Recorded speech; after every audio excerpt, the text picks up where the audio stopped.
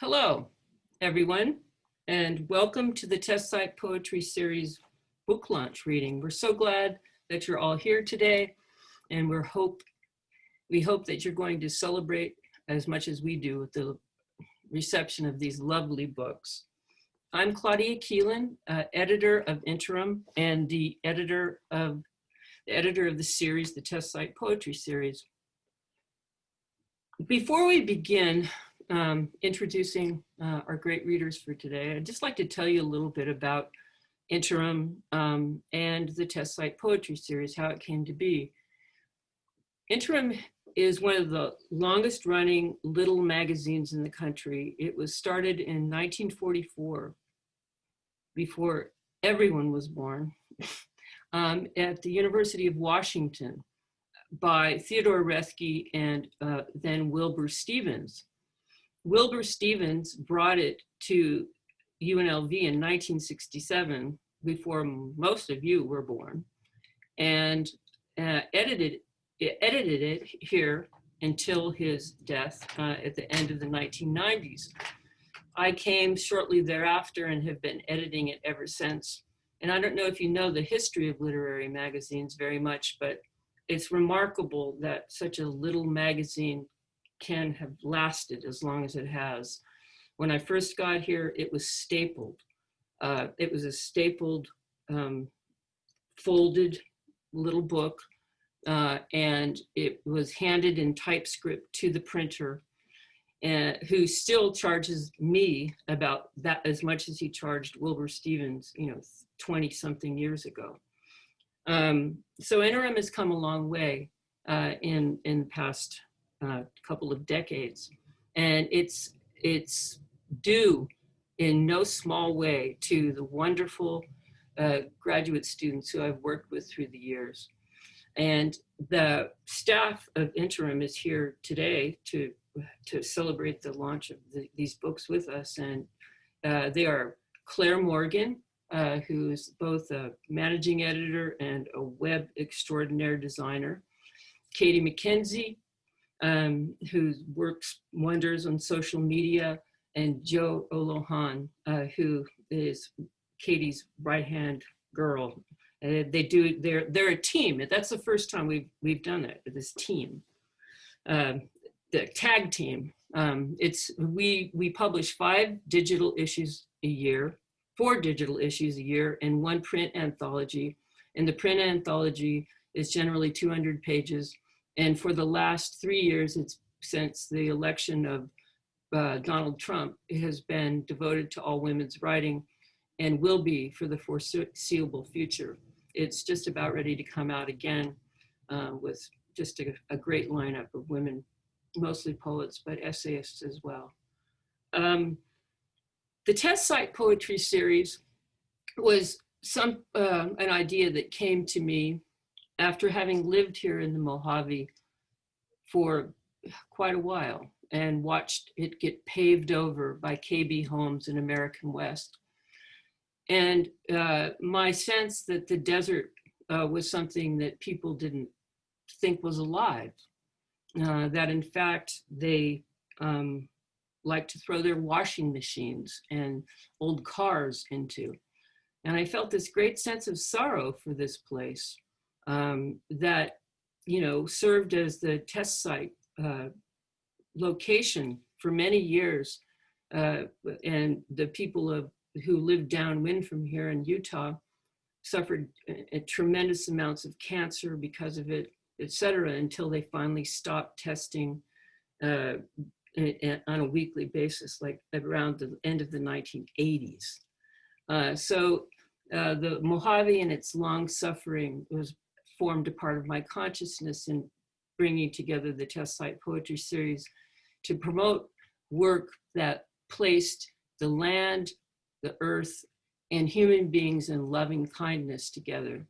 And the 3 books that we are so honored to have been able to choose for the University of Nevada Press to publish are certainly books that pay that kind of homage. And I'm just incredibly grateful to have been a part of this in this way for these couple of years now. There's obviously some people I need to thank. There's always too many people to thank. And the first are the Black Mountain Institute and the English department, who support interim financially when they can. And Black Mountain Institute has been like a rock. There have been years when the university didn't have any money, and that was always interesting. But we've managed to continue publishing and with better production each year. I'd also like to thank the University of Nevada Press for the beautiful jobs that they have done on these books and for working so diligently to make sure that our authors are pleased.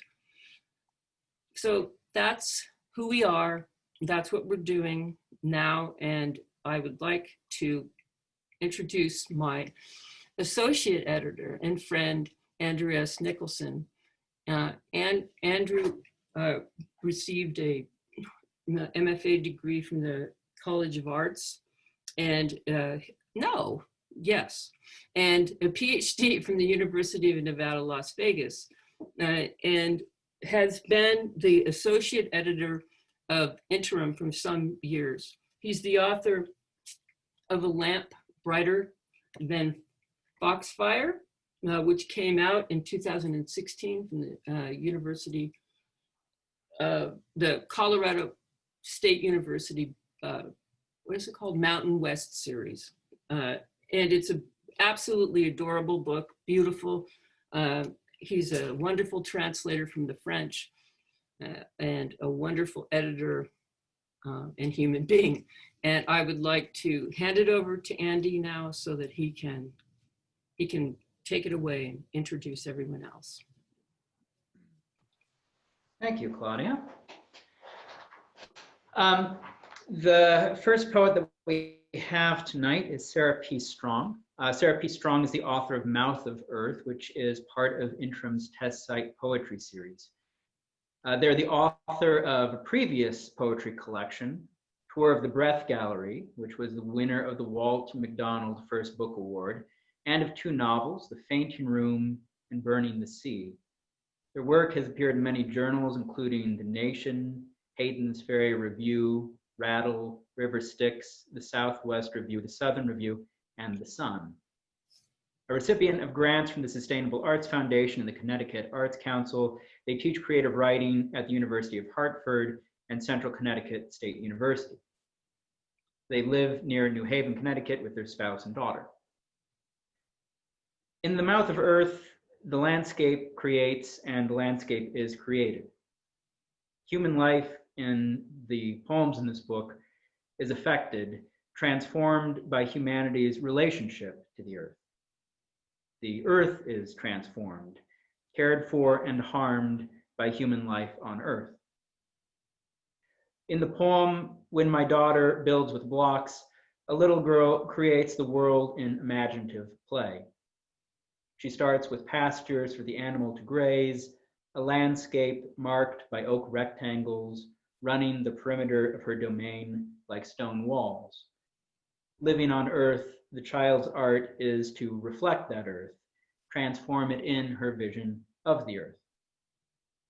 In the central section of Mouth of Earth, Sarah gives us a series of persona poems, voices of people who endured the Dust Bowl and the Great Plains. They give us names for these personas, occupants relying on the earth: Hattie Clemens, farmer; Margaret Sotsey, shepherd; Earl Owens, sharecropper.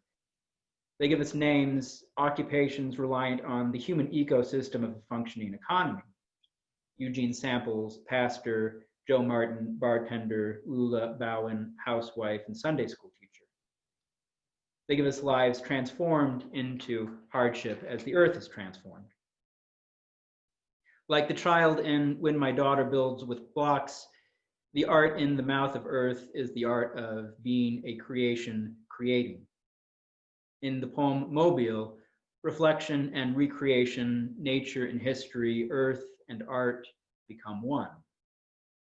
I saw the real blue Danube once, muddy with rain in Vienna, a river whose headwaters start before the Roman Empire and run through 2 world wars, bearing fascism and Freudian psychology and Schnitzel, all downriver to pour into the Black Sea of our seemingly endless need to keep playing with matches to see what will catch light. Jennifer Given has written about the mouth of Earth, the themes of environmental ruin and the infect and plight of humans on this earth feel urgent rather than gloomy in these poems, a feat Strong pulls off by getting past and present in disparate places and experience to resonate and chime. Mary Sivist has written, these poems, like divining rods, find healing waters in the dust bowls of our toughest landscapes, intertwining parenthood, history, the body, and contemporary ecological and political concerns.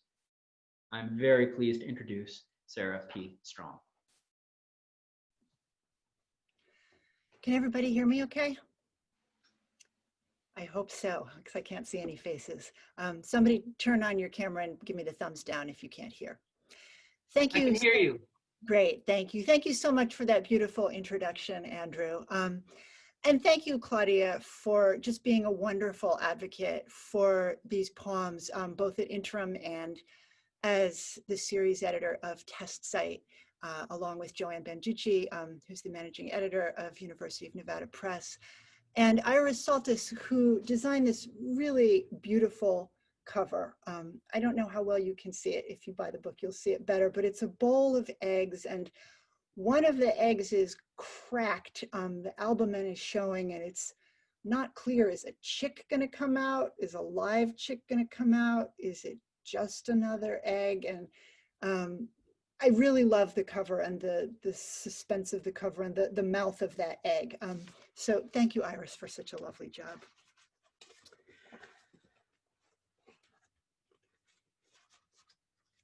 When I started writing these poems, it was out of a need to come to grips with how fast the earth is changing and the fact that it is changing because of human action, human greed, and human inaction, and human decisions or the lack thereof. So when I started looking closely at how we as 21st century Americans engage with nature, I also started noticing the ways that we don't engage with it, and that sometimes the way that we disconnect ourselves still has within it a longing to be connected to the natural world. And the first poem I'm going to read, Mobile, which Andrew quoted a little bit, kind of gets at that. It also gets at the fact that when you have a baby, you get a lot of gifts made out of plastic, shaped in ways that you never would have dreamed existed. Okay, Mobile. It seems it's not enough for us to love the earth the way we loved as infants a milky nipple. What the teacher meant when he told his students, carry water in a sieve. No one could, until at cliff's edge he showed them, flung the metal basket into the Pacific. But we don't sink into the world like that. We rise up from the earth's breast and crane our necks over the grasses, distracted by the glimpse of shiny things. You can see it in the baby by 8 months. She'll be nursing along in the garden of contentment until some of motion snags her eye. And the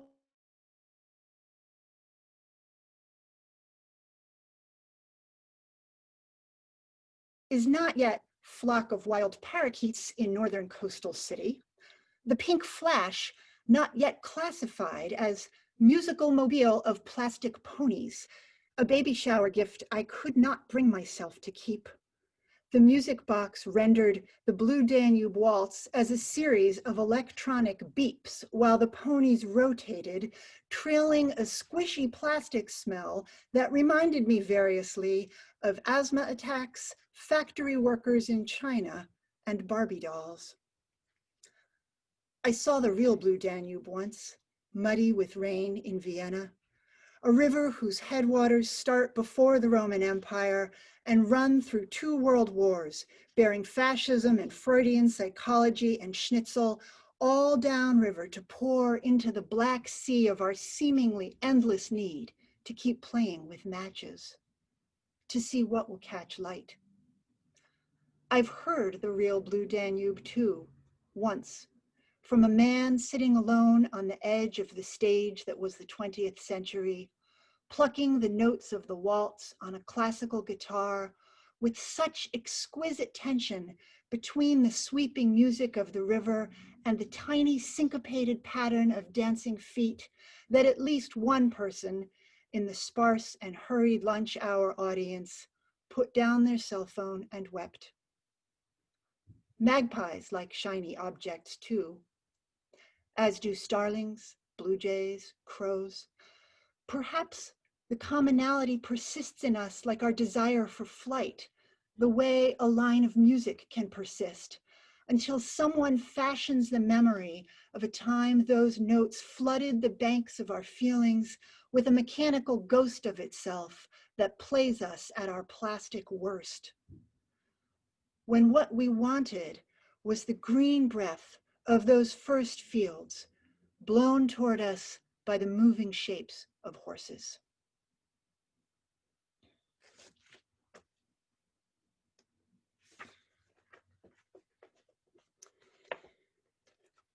This next poem was written during a springtime monsoon on the East Coast where I live. And in the midst of these torrential rains, I was seeing the place I used to live, California, engulfed in wildfires. The poem is called Fire Burns Grass, and the game referred to in the poem is an imagined version of rock, paper, scissors. On the 3rd day, fire burns grass. On the 3rd day of the wildfire, she answers. I press the ancient phone receiver to my head. This phone, so old, I think I'm talking to the dead sometimes. Talk to me, talk to me. She says, remember when we changed the game? 3 fingers at her lips meant water. My hand, upturned, half opened, stood for grass. Her fist, bursting into fingers, meant flames. Yes, talk to me. The phone at my face like an oxygen mask. But not the rules. We kept the rules the same. Grass drinks water, water puts out fire, fire burns grass. Will you have to leave your house? She laughs at that. Her laugh, a match struck in a rainstorm, impossible spark of old longing inside me. Outside my window, the springtime is coming apart. Sheets of rain clog the sewer with downed cherry blossoms. Are you still there? I'm thirsty, but I can't reach the sink. The phone's umbilicus is already stretched taut. Outside, a gust of wind tears a branch from the dogwood. Oh yes, rooted to my spot.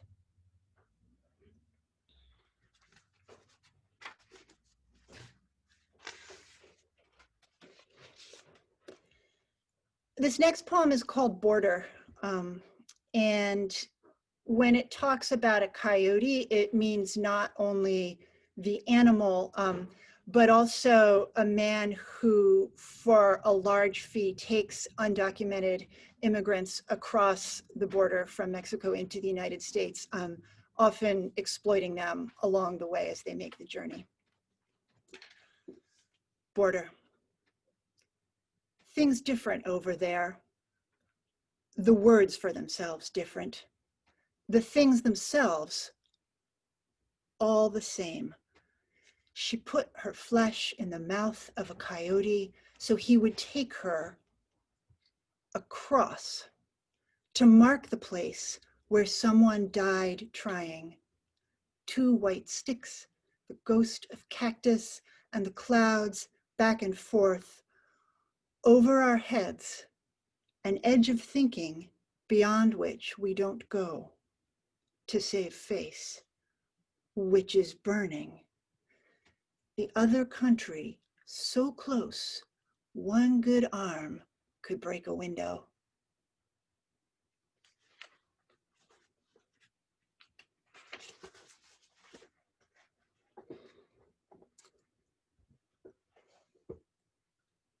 This next poem, the title is Stalin, which is also the first line. And Stalin is, apocryphally at least, the one who said, "One death is a tragedy, 1 million deaths is a statistic." A quote that takes on added meaning in these times that it didn't have when I wrote the poem. Stalin is the title of a book, over 700 pages, 2 inches thick in paperback, that I read every word of, taking notes. I got the only A in the class, the professor told me later. 30 years have passed, and what I remember now is that Trotsky was killed with an ice axe at his desk in Mexico. Of the 20 million people who died under Joseph Stalin, I know the manner and location of just one, which leaves a lot of bare feet slowly freezing on frozen ground, starvation, bodies unaccounted for, except by the meaninglessness of a number whose actual representation of anything is as beyond me as the hundreds of thousands of words I once read about Stalin. While I'm thinking this, 2 naked 3-year-olds run shrieking past, watching the bright flash of their limbs in watery motion, the peeled stream of their bodies pouring through the living room of this house, where there is no indication there will ever be a midnight knock on the front door. It strikes me. 200 or 200,000 years ago, a naked child's body playing looked as it does now, bursting and waving like a field when all the crops are ripe, and also humble, a seeker of humble things, warmth, something to drink when thirsty, tenderness, and softly incapable of planning harm.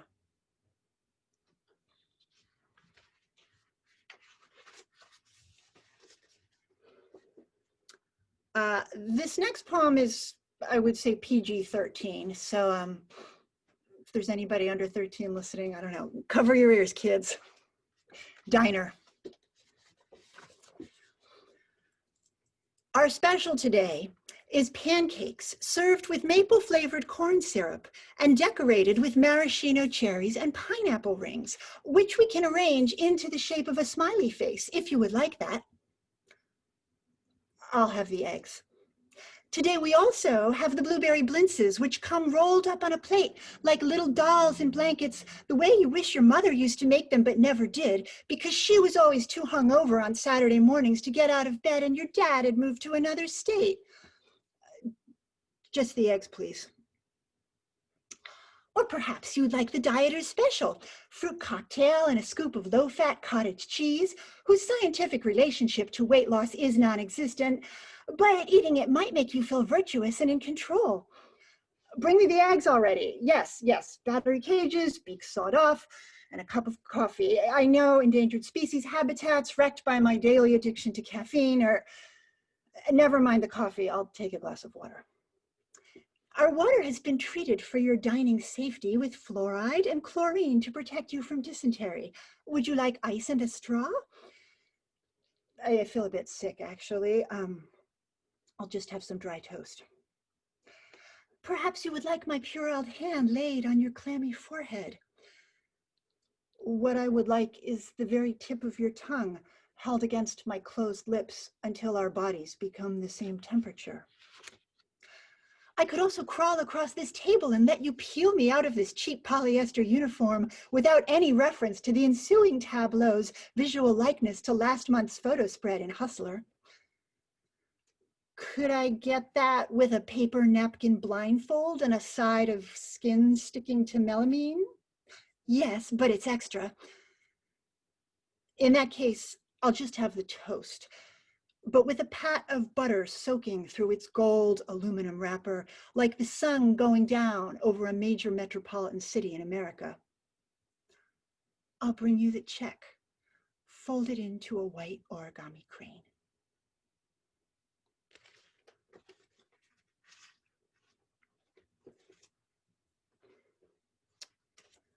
Three more poems. This next one's called The Apollos, and it references not only the Greek god of prophecy and healing, but more specifically, it's a reference to the Apollo space program, which you may remember was designed to put men on the moon. And in total, the Apollo missions put 12 Americans up there during the course of the years that the program was running. The Apollos. If all 12 went back again to stand where they could see this small sphere we call home, rising blue and gray and distantly warm, small as a raindrop tongued from a lover's face, and with that long view of the cloudy, indistinct, and lovely shapes suffering assumes when seen from a distance, how would these tiny props, vanished rivers, cracked reactors, bullets, cops, cathedrals in piles of gray stones, our rising wisps of smoke, our lead-leached bones appear? Looking down like that, could one feel a shift in his chest? Could he, blessed with no particular divinity, become, by virtue of this gaze alone, some sort of God? Albeit a human one who doesn't really know the fullness of his powers or their limits, save that he can't be everywhere at once, and that he can only see at most the lit side of a face, and that if we don't weigh him down, he floats.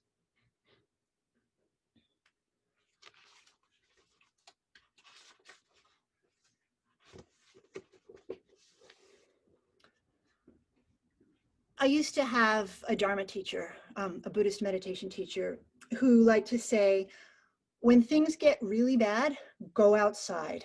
Even if you weren't in nature, just going outside and looking up at the sky can help. And failing that, look at a picture of being in nature, as I do in this poem. Sunflowers. I'm looking at a photograph of two people I love, standing in a group of sunflowers taller than their heads. Her face does not look like the face of someone whose shitty childhood could form the librettos for several grand operas, as his does not look like the face of a man who's just been diagnosed with cancer. No, they look like people who have spent the day on their knees in a garden, who know the patience all soil will teach you. Above them, the faces of the sunflowers look the way things look when they have been loved all their lives, their petals unfurled in a halo whose peeled sunlight is the color I would choose if someone said, find a shade for joy.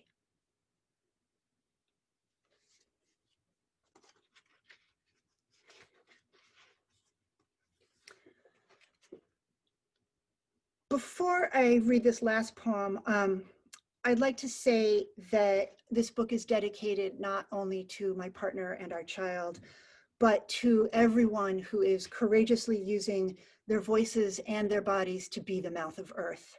You have my deepest respect and gratitude, and I hope that we all persist and endure. The poems in the last half of the book, some of them kind of call back to poems in the first half of the book.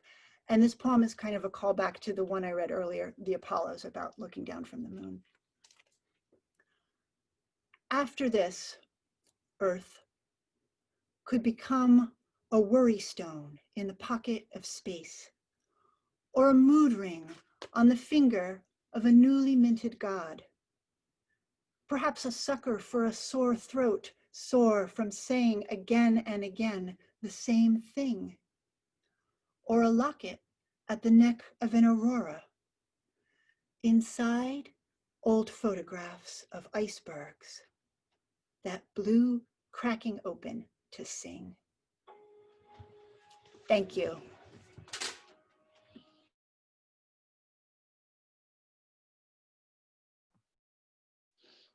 Thank you for that reading, Sarah. That was marvelous. Our next reader is Derek Thomas Dew.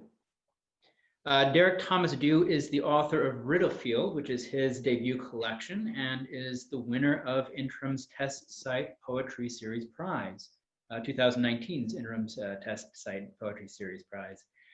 His poetry has been published in a variety of journals and anthologies, including Interim, Twickenham Notes, The Maynard, The Curator, Two Hawks Quarterly, Tempered Ruins Press, Cathexis Northwest Press, Button Eye Review, and elsewhere. He is a winner of an Oregon Opportunity Grant and an Omnidon Publishing Workshop Scholarship. He lives in Oregon. From the beginning of Riddlefield, Derek locates us in a setting and colors that setting with tension. An unnamed small town placed near a dam set to be blown. River flood and massive flood, dammed lake and bathtub, mermaid and sinking Titanic are all associatively linked throughout the book by the bursting dam. Literal submersion and the sense of submersion blur in poems like Mainland. A dam of cattails, a dam 10,000 feet high. Swim like a baby, he said, it would be a holiday. All the boy had done will be the bottom of a lake in the V of his arms. Throughout these poems is the presence of Walter, a figure identified and co-named with the flood, that threatening and destructive force in poems like Tunnel Music. Did Walter the flood give me my true tongue when even my mother would lie to me? And Liar's Dice. Walter the flood made me swear not to snitch on him if my mom found the magazine. Located in its setting, the land, the personal, town history, and town economy merge one into the other. Consider the merging of personal and historic event, natural and manufactured, literal and figurative, in these three lines from Ring Up Dawn. How can I use the word and if I have to wrap masking tape around my wedding ring?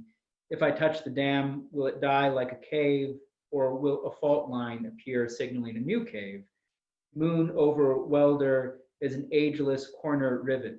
Soon we'll need boats. Donald Revell has written, in Riddlefield, we are made witness to a miracle of the new millennium.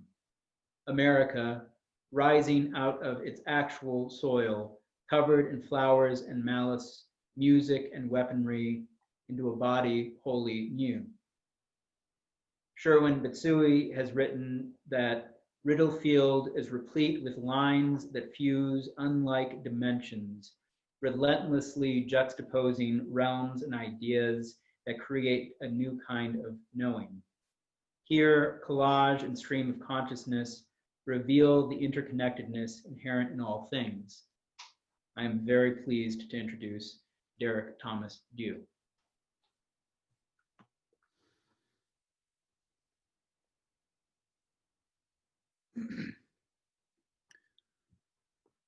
Hi there. Hope everybody can hear me okay. Thank you very much, Andrew, for that very generous introduction. It was very, very amazing to have folks just kind of plug into what you're trying to do, understand what you're trying to do. So Riddlefield is more or less based on trauma. I need my soul to be a livable place. And so I look for the sort of the horrors.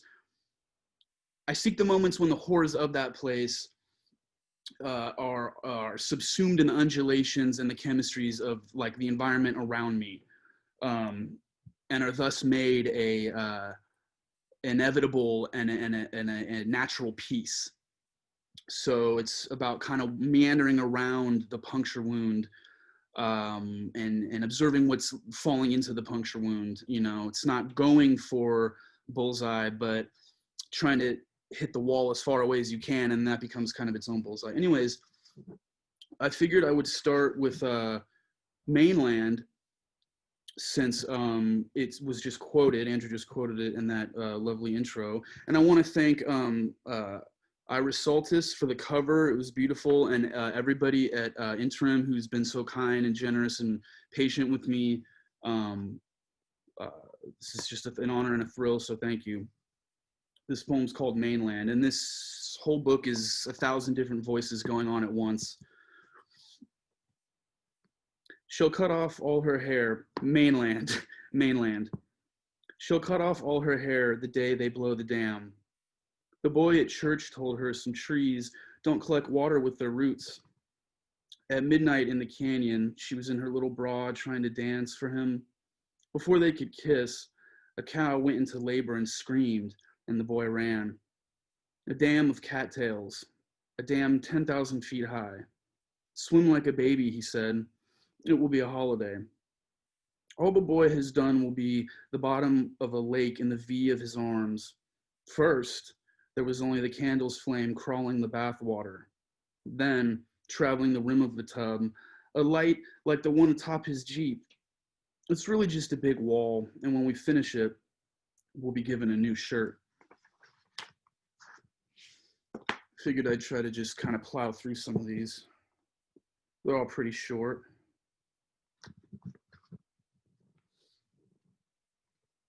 The Mermaid Club. The Mermaid Club. They were giving out popcorn on the den's last day. Little battleground mermaids painted on the sidewall. And watching my friend love my mother on the wall. A tiny rogue hair.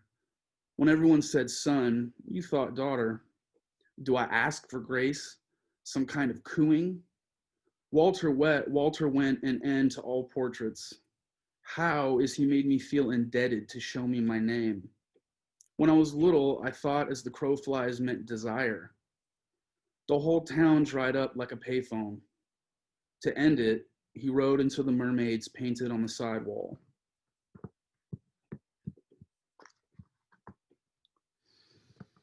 So next one's called Gambit. Gambit. The cock droops, the linoleum shines, the moon outside, and unknowing, finds its coin in the brow of a riverbank before leaving the field to its corn.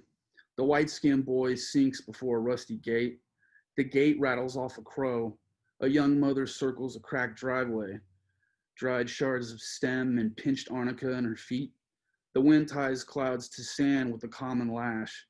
After being zipped back up, the boy is in bed and hears a jet cross the sky. So distance is men standing and talking where men have died. Somebody learns to crave this offense like the sting of ice. Clumps of fern feed black trees, which are where one looks when wishing to look at nothing. The river traps the dead in a brick lip. A man's room is balsam smoke silking past flakes of green bud caught in black tassels, hanging from a high table, and charred horseflies in the mouths of candles. Promise to draw breath is to find the choir in stone.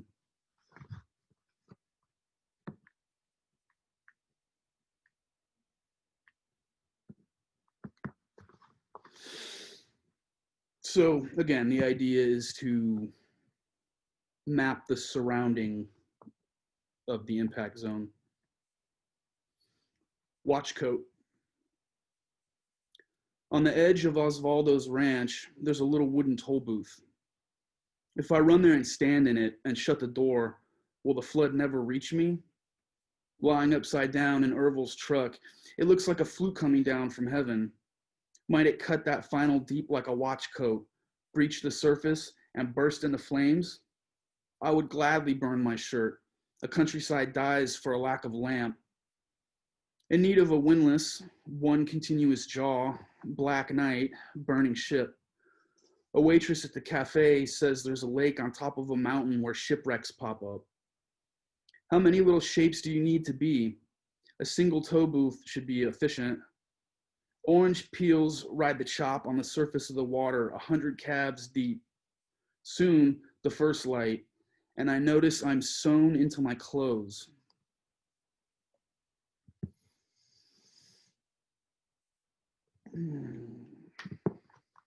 This next one is called Griddle 6. Griddle 6. I found a table and chairs caught inside a girl, caught inside cold sun. Stray dogs are cop cars like wasps taking root in a hair salon. A bottle cap lodged in asphalt is its own limousine. Her age is in her neck. She mimics the snore of the oldest woman at the bus station. White every third mountain is a tooth. Am I as old as the fathers in movies? I've said yes someone to someone lost to road and a tan line. My compass is a boy who needs a compass, as well as to get the cheese to Griddle 6. The biggest embarrassment to royalty is rain. The way you describe a door indicates if you'd open it.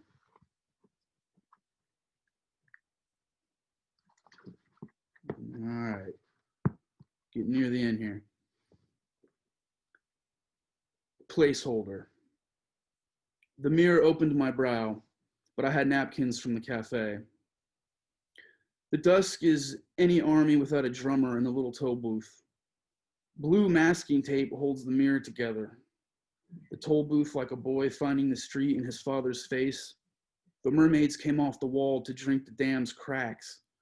The body of a virgin eats the trees from the ground up. Every toll booth's vow and splinters across the mermaid's breasts. A boy shades his head. A virgin enters a tree and tries to drink. All silence is kept, are not kept in silence. The mermaids are washed away before reaching the toll booth. All right. Figured I'd dedicate one to the sort of amorphous and yet semi-solid antagonist of the whole thing, Walter. And, you know, this is for anybody who's taken a couple, taking their lickings, you know, and try to keep on going and keep finding meaning and reason and keep healing and keep forgiving. I'm Walter. Some stretch their legs out and place their feet far to claim domain. Some keep their legs together and their knees half topple to one side. Some cross their legs and are not unpleasant to speak with. I've made towns of fathers out of small afraid boys who peel the stickers off my model helicopters while my force has no beginning and no end, an action that has always been a memory, like an average man in town. I had wanted to give, if not mine, when was he, of my little intensities, and now I never know what in the flesh I had wanted to share until broken like flesh, a fever tans his wrist, rich in dead yawn of a trash truck, moaning along through an alley on the last days of California. Okay. Think maybe time for a couple more, maybe two more. They're kind of short, so you know. Let's see. All right. This one's called thank you everybody for watching. This one's called Between Churches. The theater once made music for loquats. Every balcony spilled into its own echo, like repetition is the nausea that brings clarity. An usher boy sneaks into the bathroom right after his favorite singer has been there just to smell her uninterrupted. Like repetition is the nausea that brings clarity, the young woman who teaches senior water aerobics has a miscarriage with 30 elderly women watching. In the pool at the health club, the burgundy ribbon mushrooming around their wrinkled knees, like a fight you were in but can't remember the details of, the red water is octopi. All right.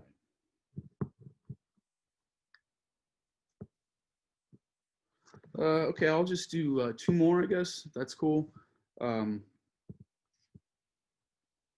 This is called Very. Very. Something lived in that refuses to stay in me. A desert twilight painted on an old van. To boost young strength, a father fakes injury when he shakes his son's hands. Very is lived in through likelihood only or degree only. When the son becomes a man, he studies the back of another man's neck, keeping to himself what he discovers there. By language, we mean agreement, like how every little clearing in the forest is a living room. If there was a shout, it couldn't do. The man's neck is every wrong name for the bend of the train. Now this is me, after his hand met my own. Very was degree only. Child gone unto skin gone of my stories, a surface that moves like a parlor travels. Rings clink together. How odd to be a pregnant woman in Louisiana just waking up. All right. Figure, I'll just do the reliquaries and then I'll do the afterword. They're real short. Hope I have time. Reliquary 1. Anything far away is a lighthouse. The opera singer, whom people only want to hear hum, spots one on the water off in the distance. It's actually the locksmith's roof peeking above the flood, but nobody has to know. Later, he walks out to a balcony, hears a loud crack, and watches the calico horses scatter through the trees. Somewhere on the side of the road, there are bees and a hawk. Reliquary 2. Don't bear anywhere because he may not. Flood hand, peanut and peasant. Summer wants the weakest shingle.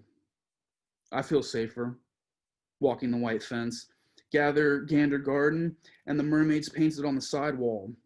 With a mask on, not every portrait is deaf. Reliquary 3. My wedding rings clink on the bottle I try to sip from before opening. A hawk rips the violin that keeps the meadow. Silver corn sheaf asleep in a fist. Long ago, me and my mother had a happy first night in a new apartment. Soon after, I inherited my sister's bedroom. You can't draw a beach. Honor is to never sneeze. Reliquary 4. I painted a white line on the gravel, but the stones walked away. As I went down the road, the old-timer approaching the mailbox was whistling. What a tune, I thought. And though pierced by birdsong, it followed. Before long, I was at the docks, burning laundry, but still the whistle followed. Mice mossed a trumpet. The day came train bending into the tunnel before connected eye, 2 or 3 moths singing their small hearts for the wet dusk and lights flashing green. Down the road, it's all this neon, but down the fence, the same green whistle. By now, we've laughed at either side of the volcano. We touched the spot on the owl where the moon might have an ear. I painted a white line across the whale, but didn't know a single man at sea. All right, this is the ender. Afterword, it's called. It's actually the last poem in the thing, so. Afterword. A child's bare back twitches away from the cold back of a chair. The lines at the party have not met. There is no music, and there is nothing behind the house. Each crescendo like a man taking a deep breath as you pass by him in a car. Thank you, Claudia, and everybody for arranging this. I want to give a special, my amazing late wife, soulmate, couldn't be here, but I want to dedicate the whole deal to Michelle, who changed my life, saved my life, and believed in me. When you couldn't pay me enough to believe in myself. And so, and I want to say, Sarah, that was great reading, and I look forward to Kyce, and thank you all. Thank you, Derek. That was beautiful. Cool. Thank you. I'm gonna click off. Okay, bye. Yeah, yeah. Thank you.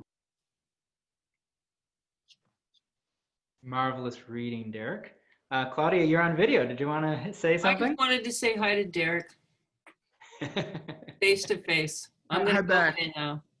Bye. Really marvelous reading, Derek. Thank you so much. Our third and final reader for tonight is Kyce Bello. Kyce is the author of Refugia, which is the winner of Interim's 2018 Test Side Poetry Series Prize, and was the winner of the 2020 New Mexico Arizona Book Award, which I believe just recently happened. That was announced recently, yeah? Her poems have appeared in the Kenyon Review, Boston Review, About Place Journal, Anomaly Literary Journal, the Raven Chronicles, House Journal of Poetry, and Sonora Review. She lives in Santa Fe, New Mexico. Refugia is attentive to the unknown, to the surprise that visits us. What is intuited, sensed, is privileged in these poems over any attempt to dominate the poem by will. In cusp with various visitations, Kyce writes, I prowl the kitchen, the page, the forest. I don't set traps. What I thought this was about is secondary to what I sensed. The periphery zigzags toward me while I wait. Allowing the periphery, this unknown, the surprise, the visitation to enter the poems Still looks like a spiritual practice in this book. The language of the religious and spiritual practices does appear throughout these poems, from ashram to Sabbath to Persephone. The language comes from no single spiritual practice. Instead, the spiritual becomes an encountering of divinity within the world in these poems. With Kyce writing in Origin of the Apple, I'm sometimes religious, but I do not know if it is God I believe in, or apples, or if there is any difference. Outside orthodoxy, the periphery, the not known visits, itself divine. From Grail Story, beyond the scriptures, there is more to believe and open-handedly praise. If Kyce's poems are prayer, they are not prayers to an external divinity to intercede. They are prayers for one's own openness, to let the world arrive, to allow for one's own divinity to arise in one's interconnection with others. From the ashram at Lee Mill Road, before we left those woods, we gathered every sunrise to pray and belong to one another. In the green dogwood arms of Virginia, my own name was holy. Maggie Smith has written about Refugia. What is left of the world we are given. What Refugia makes of it, we pass on to our children and survive all else to survive for.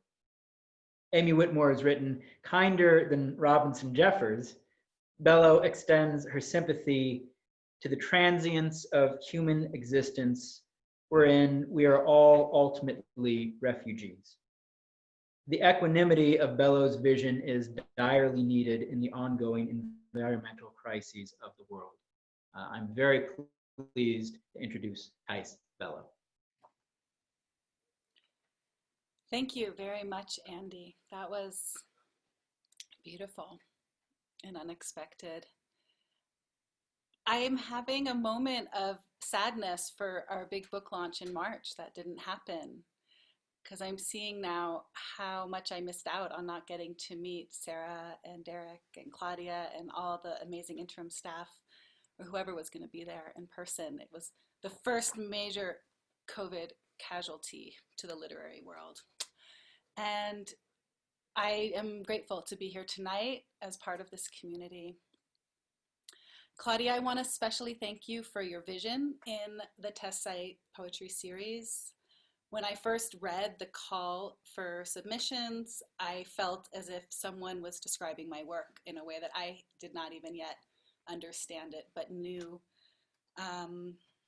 was something I could answer. And I'm just so grateful that you put the earth, put our human communities, and put our poetry together in this way, so that the incredible work of Sarah and Derek, myself, and all those who are yet to come can just flourish in the world. So glad to be here.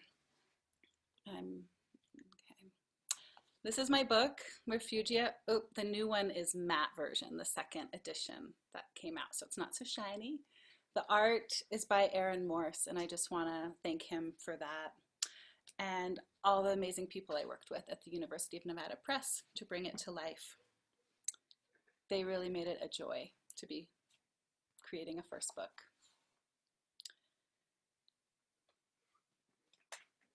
Grass Widow. Say there is a cleaving that skims big blue stem into grass drifted hills.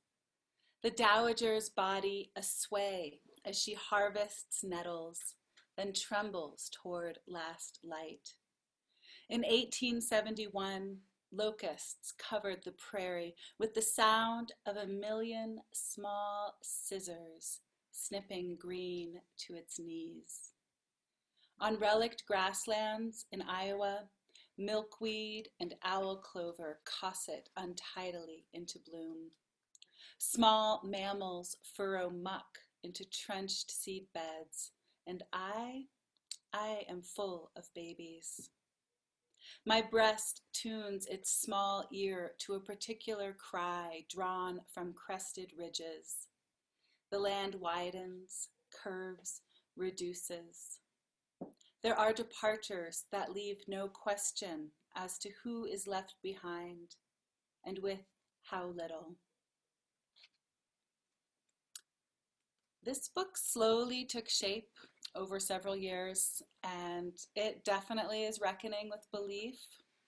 It's reckoning with the loss of forest ecosystems in the West, which is the kind of the one ecological devastation that's happening for me personally. We all have ours in whatever region we live in. We have something, the fires or the floods. And it's also reckoning with inner landscapes, especially as they relate to family. And it took time for me to understand how all of these were threading together and how they could be a manuscript. And it was really the term refugia that united them. And I just want to tell you, because you might not know, as I once did not know what that means. It's a Latin term used by ecologists and biologists to describe places where plant and animal species can survive periods of climatic change. And once there's been some restabilization, those species can then redisperse and hopefully continue. And I spent a lot of time in the studying the research on that. And it carried me through my own despair. The back of the book calls me a bright and hopeful voice in the current conversation about climate change. And I think that's true as long as that means grief-stricken and utterly devastated. Refugia 2. The Refugia poems thread through the whole book. This is number 2. My face a furrow. The creek shanks haltered in birdsong. On the mountain, late winter becomes a cape fanned open. It seems a congregation of rivulets ravishing the watershed and then gone. What is the shape of loss as it robes and disrobes us? Cars harpoon the road, doors slam. My daughter has a birthday, and all the gifts I gave but did not name peer back at me from her arms. This bed, this meal, this embrace. I task her with tallying drought as it withers and ferns her fingertips. Our thirst a palm-sized map etched in broken lines. Grief leaps from the gorge bridge. We call it a magpie, call out as it becomes a flock. as the flock frays in flight. The trouble with belief. We think we know the best place to gather chanterelles, how to sit out lightning bursts above timberline.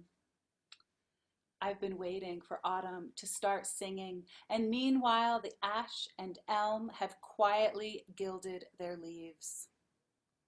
Every time I talk about the trouble with belief, my friends look away. All I'm saying is, what could it mean that the robes we wear can be taken off and on? Or maybe it's simple. Trees go from bare leaf to bud, green leaf to gone, in tides of adornment and scarcity. We did not find those bright mushrooms when we scoured the mountain. Only swaths of burnt forest, only thunder cracking beneath our feet. I wrote this poem, Grail Story, after the last election. I'm going to read it tonight as a prayer and a balm for us on the eve of this next one. Grail Story. It's referencing the story of the Fisher King from Parsifal, one of the medieval Arthurian tales. Grail Story. From the swallowtail morning, I take up my list of whom to forgive. If you ask me to hammer this engine back to life, you will hear how we forged our fool's walk into gold, how our fractured bones were set into ladders spanning a splintered forest, and we lived for years with the hair raised on the backs of our necks. Beyond the scriptures, there is more to give credence and open-handedly praise. Please empty this kettle teeming with bones, as if it were a loom, and we charged to dress the wound by asking 10,000 times, what ails thee? Watch how it stills the wind, how it heals, holding knives that open but don't carry us away.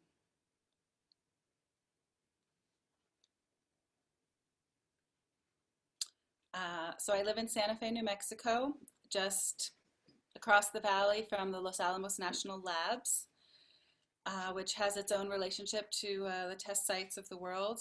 It's where the atomic bomb was first made. And they also have done some research on tree mortality. And there was a team that is, I guess, colloquially known as the tree coroners that really made an art of killing trees in order to study the impact of heating and drought on them. So they have big, elaborate, like plastic shells that they put around piñons in the forest and turn up the heat in them and keep the water from reaching the roots. And the good news was that the trees were really strong and more resilient than they thought, but the bad news was they predicted that all the conifer trees in New Mexico would be gone by the end of this century. This poem is about them and about the trees and about our children. The tree coroners. In laboratories, they count tree rings, graph snow melt and needle fall. For decades, they've watched 2 degrees determine by which means a tree will choose to die, hunger or thirst. The delicate doorway of each pine needle's mouth hanging open or snapped closed. I spend the last hours of sleep looking over my shoulder, dream of resurrection ferns unfurling in southeastern woods. Which boast to believe, my own or their malediction? Might as well ask which forest will claim my ashes, the one I coax into a chase or the one I run alongside, the one I walked in before you were born.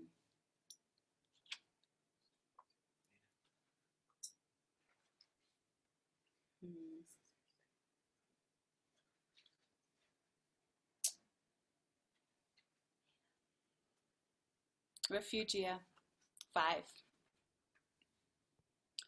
2.6 million years of alluvia collect into a new land.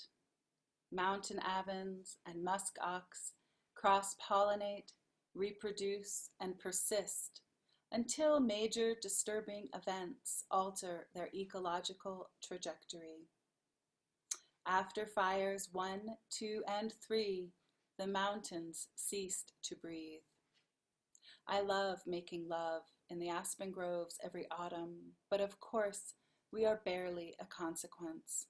Our toes digging into leaf drifts, the water just out of reach. The forest succeeds itself in waves we watch unfold. Pages of quercus, then quaking aspen rewrite the contoured book, and the mountain turns to something other and unknown, growing beyond us.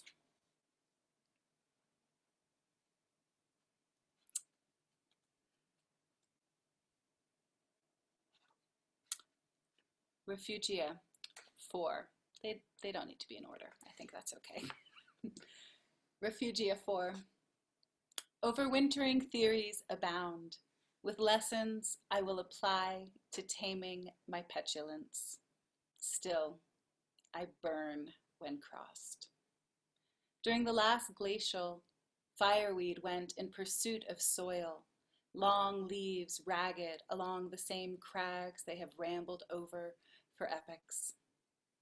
Paleopollen indicates shore pines walking away from ice, and though I fret over the fate of fir and pinon, a biologist with a baby at her breast says these mountains were not long ago populated by different trees altogether. She says, grief is losing what we know of home, while the land drifts into 1,000 small harbors and leaves us to our short lives, our quick tempers.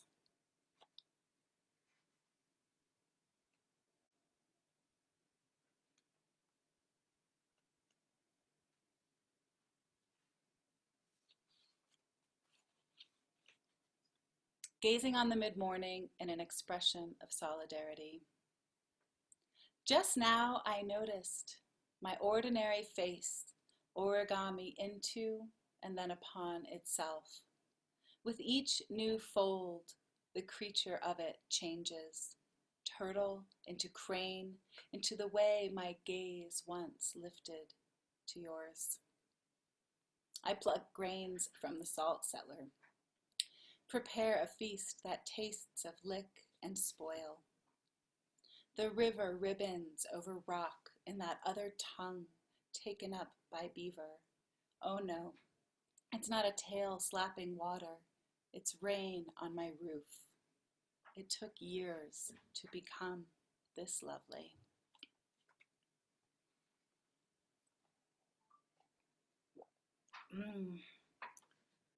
Okay, let me get my bearings here.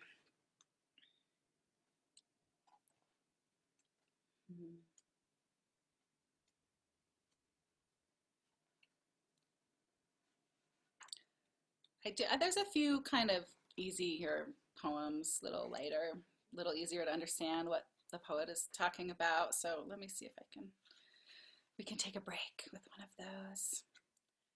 Something seasonal. They're all seasonal. Oh, here we go. Summer ends with ringing.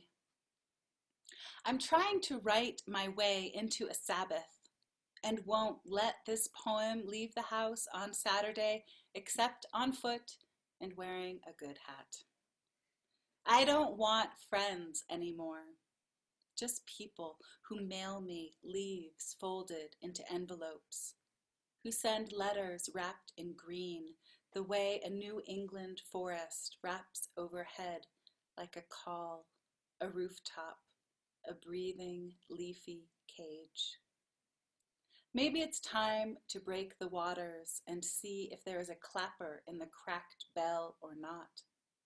I call it a bell, this late season when morning glories carouse the house until they fold petals and lie still. the sunflowers all dark, seedy hearts, their stalks drooping beneath the small weight of goldfinches, so thorough in their hunger.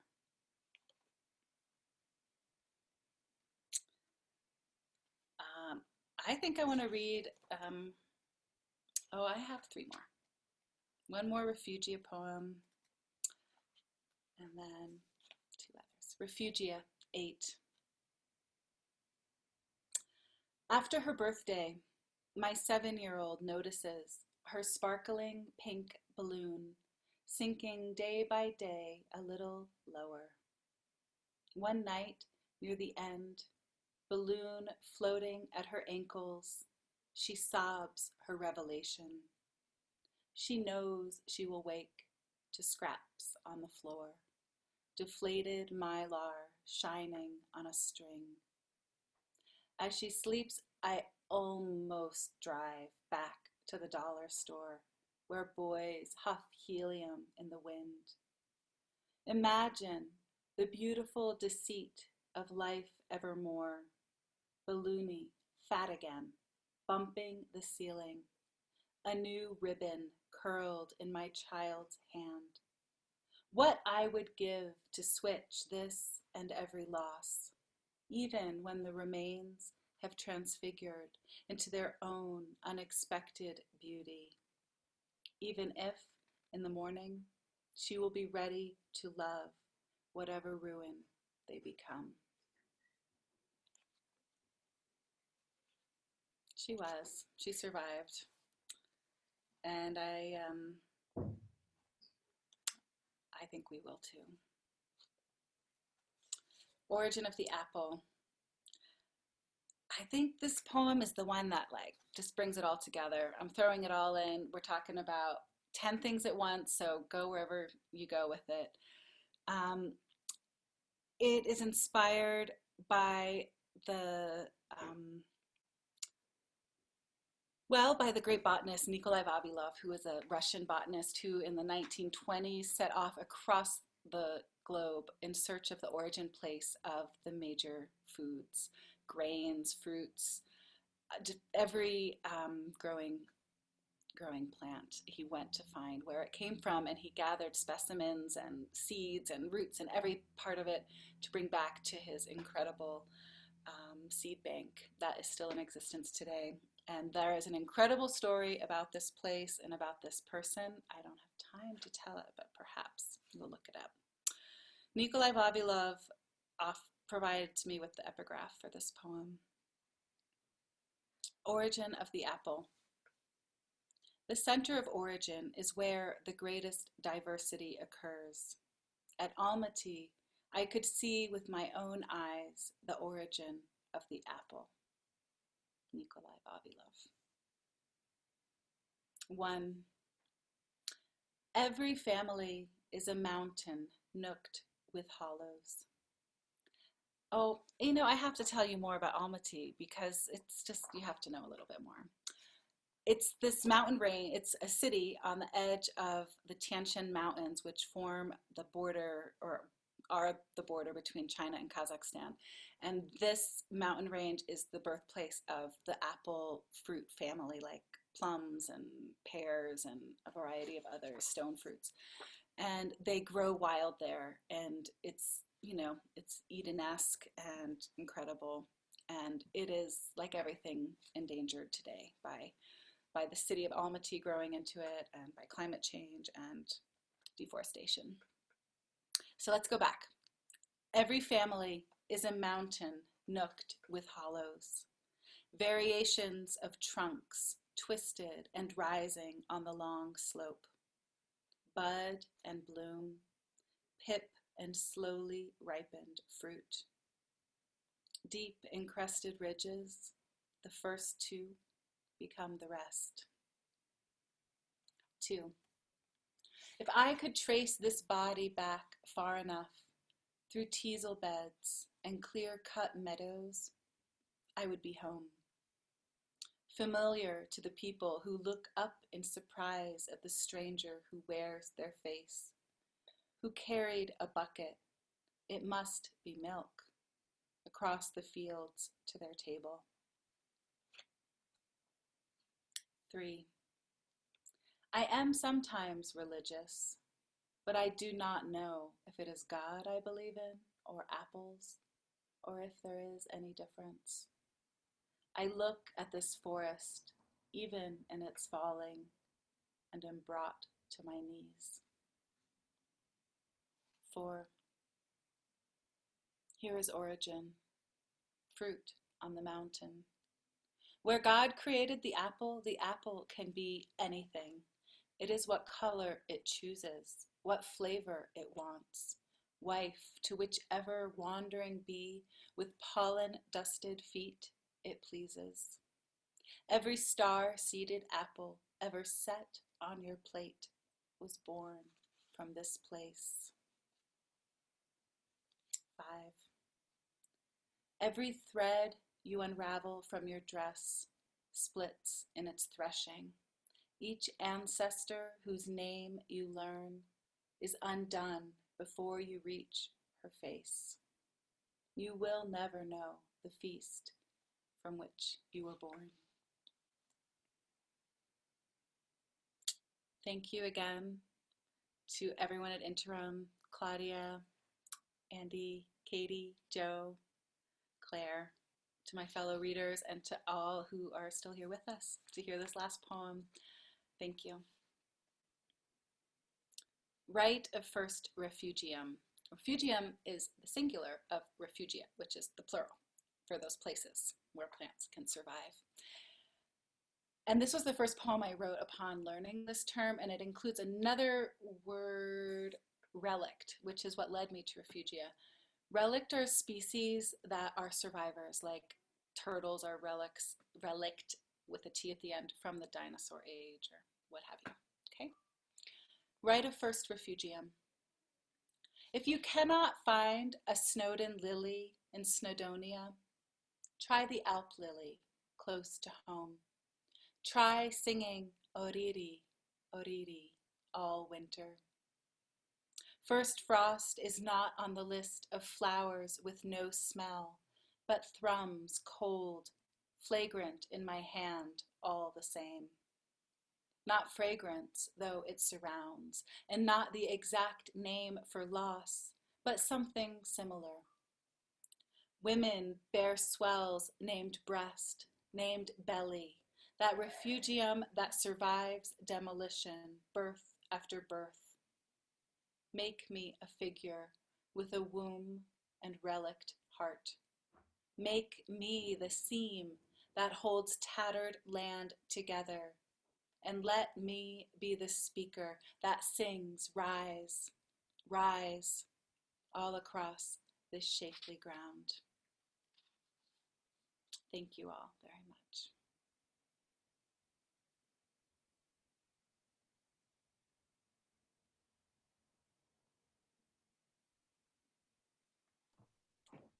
Thank you, Kyce. Thank you, Sarah. Thank you, Derek.